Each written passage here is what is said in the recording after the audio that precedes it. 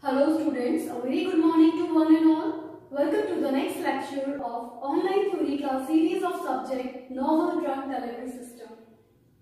I am Mrs. Aarti Majumdar, Associate Professor from the Department of Pharmaceutics, Smriti College of Pharmaceutical Education, Indore. Dear students, in continuation of our discussion over nasopulmonary drug delivery system, so far we have discussed about what is nasal drug delivery. We have studied about anatomy and physiology of nasal route and various advantages of nasal drug delivery. We have also discussed about the mechanism of drug absorption through nasal route and various transport mechanism. However, in nasal route also various materials used for the formulation of nasal drug delivery system, they include mucoadhesive polymers. So, in case of nasal absorption, the drug delivery system, it has to be first come in contact to the nasal mucosa. And we have studied so many theories of mucoadhesion such as electronic theory, adsorption theory, fracture theory and diffusion theory. So many theories are there which we have already discussed in detail in our chapter mucoadhesive drug delivery system. So those theories I have not repeated in the discussion of nasal absorption through nasal mucosa. Now in today's session we are going to discuss about various formulation approaches used for nasal drug delivery. Various formulation which are administered in the nasal cavity, they could be in the form of solution or can be suspensions or emulsions, and even dry powders can be administered successfully for nasal drug delivery. So these solution, suspension, emulsion or powders, they could be formulated as nasal drop or nasal gels, nasal spray, or nasal powders can also be formulated in which colloidal drug carriers such as liposomes, microspheres and nanoparticles can be incorporated, which are formulated as with the help using mucoadhesive polymers such as chitosan. So these powders, they when applied, administered into the nasal cavity with the help of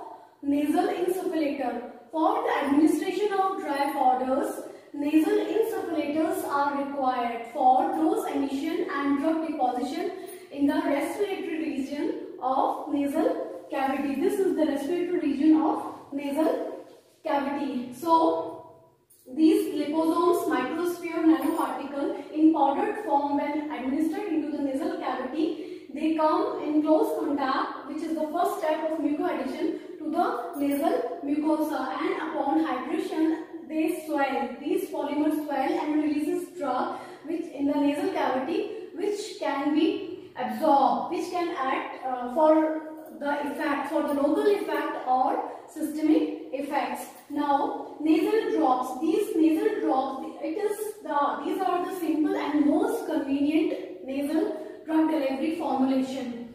However, these nasal drops, they have certain limitations, such as the most important, the major issue with the nasal drop is a lack of precision of dose. So the potent drug cannot be delivered with the help of nasal drop because the volume cannot be controlled. However, another limitation is also there, that is with the help, when nasal drop are to be used, the person has to lie with the head position at 90 degrees. So it is sometimes an inconvenient position. Also these nasal drop, they are liquid formulations, and there is possibility of contamination of formulation on use.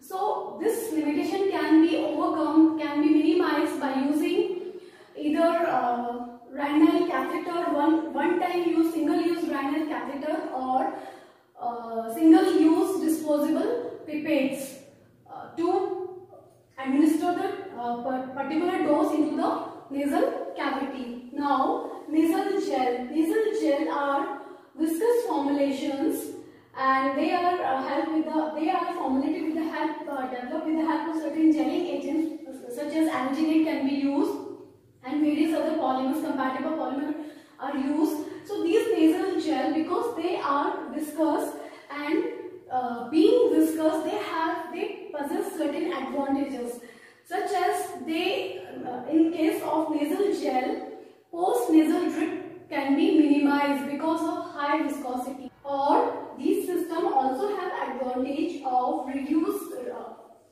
taste impact because of the high viscosity of formulation, which is not the case similar with the nasal drops, which easily reaches to the nasopharynx.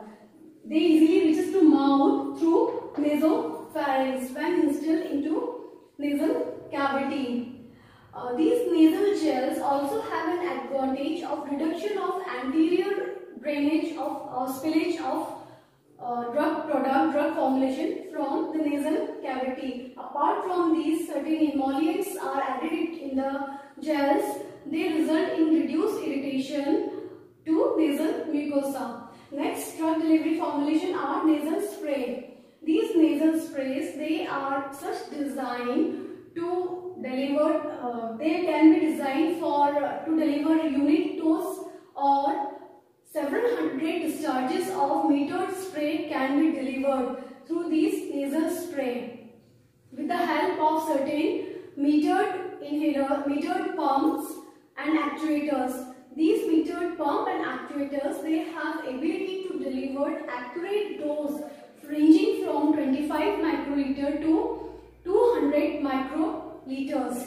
So these nasal sprays, in these they are non-pressurized containers which delivers an accurate dose from they are accurate dose in a spray from metered dose container. In these nasal spray, they are formulated with active ingredients in solution form or in suspension form. Other excipients are also added in all these formulations, which may be viscosity modifiers. Some preservatives are also required to be added in these liquid formulations, and buffers are important excipient which are to be added in nasal preparations, because nasal if the pH of the preparation changes, formulation changes because of the nasal pH, so the quantity of drug, unionized drug, it will also affect the quantity of unionized drug. So buffers will resist the change in pH of formulation so that the drug will remain preferably in unionized form. Apart from these excipients, certain humid things such as glycerin, they are also needed to be, they are also added in the formulation of nasal, in all these nasal formulations. Now in nasal spray, the energy required for the dispersion of formulation as spray, it can be accomplished by forcing the solution formulation through an actuator and its orifice. These nasal sprays along with formulation and container and closure system, formulation, container and closure along with actuator, these constitute the product which is nasal spray. So nowadays metered dose inhalers are available which have maximum dose precision. Now various colloidal drug carrier like liposomes, microsphere, nanoparticle, they can be formulated as powdered nasal powders, and they are applied to the nasal mucosa with the help of insufflators. However, there are only few drugs, number of drugs which are administered in the form of as dry form, in the dry powdered form, they are less. However, these formulation which nasal powders, they have advantage, they are more stable, macrobiologically they are more stable because they don't need preservative also. to be added. Preservatives have sometimes side effect of causing irritation to the nasal mucosa. But the number of drugs which are administered in the form of powder, they are less because of certain limitation, because certain points such as higher particle size of these nasal powders, and they cause irritations, and ciliary clearance is more in case of powdered formulation. So there are certain limitations with nasal powder. However, there are certain powdered excipients, they are available, such as beta-cyclodextrin, starches, phospholipids, which are compatible to the nasal mucosa and are used for the formulation of nasal powders. Now, there are certain methods for enhancing nasal absorption. Nasal absorption can be enhanced by the use of permeation enhancer. Permeation enhancers such as bile salts, sodium deoxycholate, sodium taurocolate, or the various surfactant can be used such as non-ionic surfactant like twins, and anionic surfactants such as sodium lauryl sulfate can be used. Various fatty acids can also be used as formation enhancers such as oleic acid, lauric acid. There is a list of permeation enhancer which also we have discussed in detail in our percutaneous absorption when we were discussing about percutaneous absorption in unit transdermal drug delivery system. Another approach, prodrug approach, which is also being, all these methods of enhancing nasal absorption are more or less similar to that of the method which are used for enhancing percutaneous absorption in our unit transdermal drug delivery system. So prodrug approach also we have studied in detail. For example, through nasal route, angiotensin 2, bradykinin, and vasopressin, calcitonin, these are converted into prodrug for enhancing the bioavailability. Then structural modification can also result in enhanced nasal absorption. For example, salmon calcitonin, in this the bond sulfur-sulfur bond, it is being replaced by bond C and bond, that is ecatonin, and this, after being structural modification, the molecule show higher bioavailability and higher because of higher absorption. Now, apart from these methods for enhancing nasal absorption also include particulate drug delivery systems such as liposome, nanoparticles, microparticles, because these systems, their size ranges from 10 micron to 50 micron. They are acceptable for nasal drug delivery system. Because of low particle size, they are also having ability to adhere onto the nasal mucosa. They increases the retention power, retention time of nasal drug delivery system in the nasal cavity and result in improved bioavailability of these formulation of drug in this formulation. Now, these are certain methods which are used for enhancing nasal absorption. Now, these formulation they are evaluated. There are certain general evaluation parameters on which these formulations are needed to be evaluated, such as pH of the formulation. It has to be determined. Osmolarity, because the system should be acetonic to the physiological fluid, so that it does not cause any irritation in the nasal mucosa, and viscosity of the formulation. Then for nasal drops, pH osmolarity is required. Nasal gel viscosity has to be determined. Then for nasal sprays, pump delivery, spray content uniformity, spray pattern, droplet size distribution. These are certain parameters which are required to be evaluated for nasal sprays. Then mucoadhesive testing, mucoadhesive strength testing. It is an evaluation parameters which is required for to characterize nasal gels. Then in vitro drug release studies required, gelation temperature and gel melting temperature. These two parameters are again required to characterize nasal gels. So this parameter pump delivery, it is this test is performed. It is done to assess the pump to pump reproducibility in terms of product drug performance. Spray content uniformity, it is an important evaluation parameter which is required to evaluate the dose precision of metered dose inhalers. In this test, the number of sprays are evaluated for the drug content in each spray. Generally, the 10 sprays from fresh container from the starting when the container is filled are evaluated for the drug content in each spray, and then 10 spray from the last when the container is about to be empty. So these 20 sprays are evaluated for the drug content, and the variation which is acceptable is 80 to 100%. The drug content variation should not be